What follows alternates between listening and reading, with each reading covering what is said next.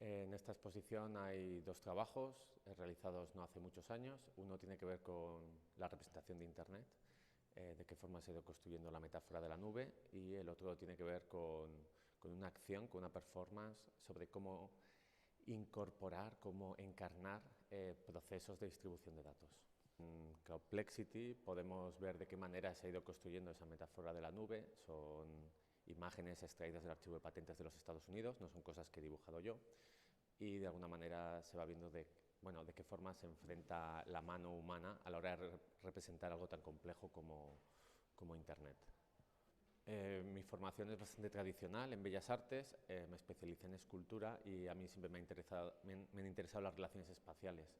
De alguna manera, de qué manera funcionan las telecomunicaciones y de qué manera funciona Internet, me hizo trabajar y buscar otros territorios de trabajo.